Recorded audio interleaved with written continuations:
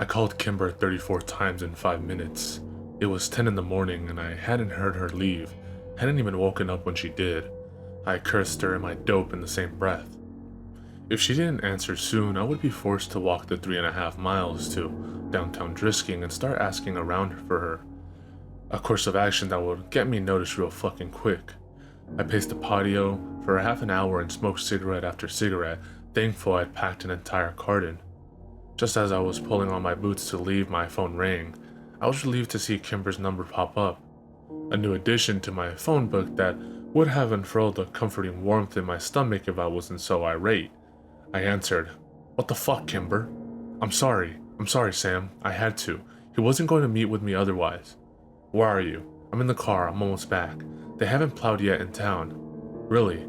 In bucolic perfect Little Drisking, they haven't plowed the roads by 10 on a Friday morning? I thought it was weird too. There's more. I'll tell you when I get there. Don't get off the phone with me until you pull into the parking lot."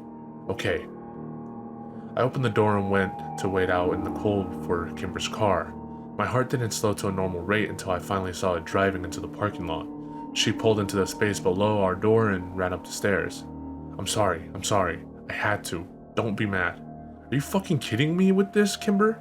I'm already on edge. I can barely fucking breathe." Okay, just sit down." She pushed me into the room and sat me down on the edge of the bed, pulling off her gloves. Then she crouched in front of me and took me by the shoulders, looking me in the eye.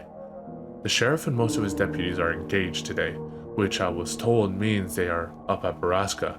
And that means that A, they don't know we're here, and B, we can go into town and start discreetly looking around, as opposed to driving up to Borrasca and killing them now." Kimber stood up. "I want them dead, Sam, more than anything. But you know what else I want? I want their crimes to be known to the world. They don't get to die with their good names. They don't get to be martyrs." "You want the records?" I said. "Yes." "What do you plan to do with them if you get them?" "Upload them onto the internet or something. Send them to the FBI. "The FBI doesn't care." "We need the records, Sam. I want everyone to know what happened to us."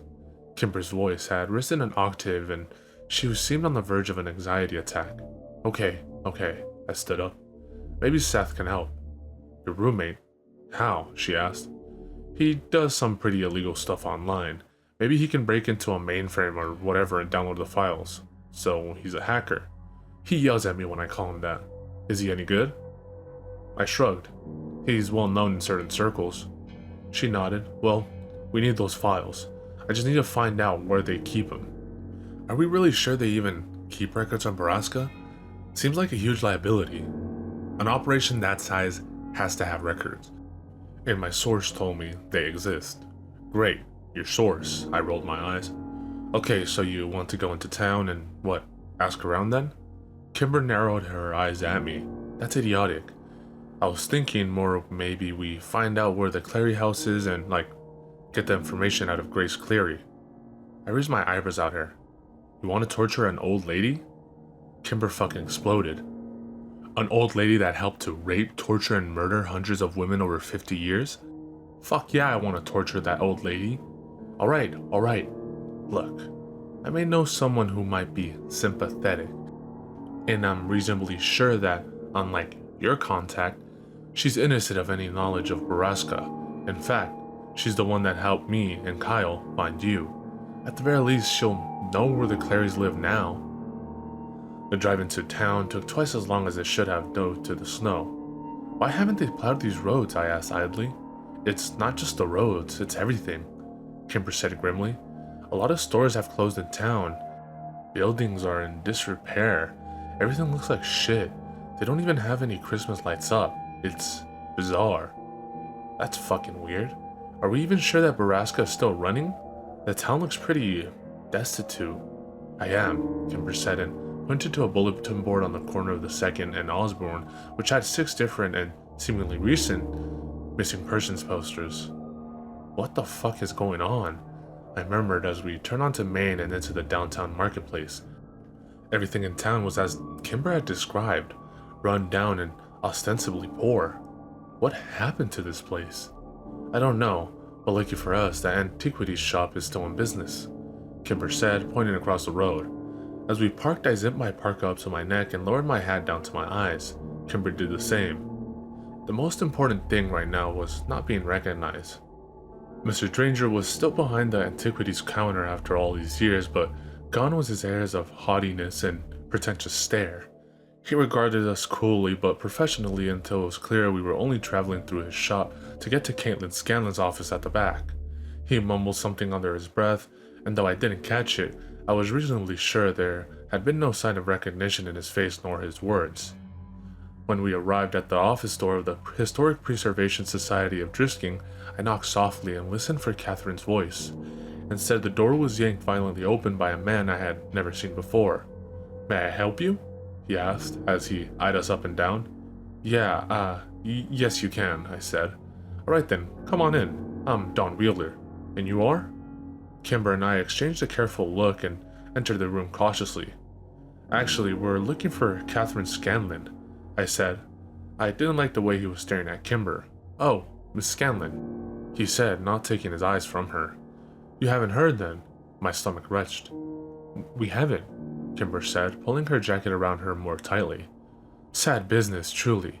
Disappeared, 9 years ago? 10? Most people assume she didn't take Wyatt's death well and just walked out into the woods too." Don Wheeler suddenly looked up and seemed to remember his audience. "I'm so sorry, were you all friends?" I ignored his question and asked one of my own. "Did she ever surface again? Maybe in another state?" "No, I'm afraid she's dead." Don Wheeler shook his head. "She was such a young thing, too." "And her remains?" Kimber asked. "Nothing was ever found, I'm afraid." I was starting to feel ill. "Well then, we'd better. Do you happen to know where the Clarys live?" Kimber interrupted. "Grace and Killian? Of course, old friends of mine." "Fuck. But you must have heard. Thank you for your time. We really have to go. Come on, Allison." I yanked Kimber out of the room and shut the door behind us. Before I could get a harsh word out, I'd fallen against the wall, trying to quell the building panic and nausea. He knew. "I'm sorry, I shouldn't have asked," Kimber said quickly. "I just thought maybe."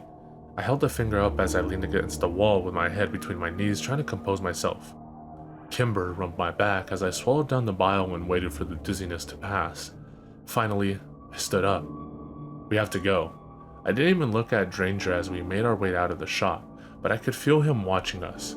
My mind briefly wandered into the past, and I wondered where his daughter was now. I had never liked Phoebe, but I hoped she escaped this town. Prayed she had. The streets were busier than they had been several minutes before when we entered the antiquity shop. There were several dozen people trudging through the snow down Main. I wasn't sure where they were heading since half the stores were closed and the city hadn't bothered to put up their tree this year. Kimber walked around to the driver's side door of her car. I stared over her head at the people walking by across the street. I hoped my height, beard, and skeleton-like frame disguised me well enough because people were starting to look back. I almost hoped one of them was Clary, Prescott, or the fucking sheriff. We had a trunk full of guns and I wanted this all to be over with. I needed to go back to the motel and bury myself in smack. And this time, I didn't even want to wake up again. And then suddenly, just as Kimber sat down into the driver's seat, I did recognize someone. It was Mira Grady, and she was holding a little boy's hand. And as I stared, I realized who that little boy was, and then I saw nothing but red.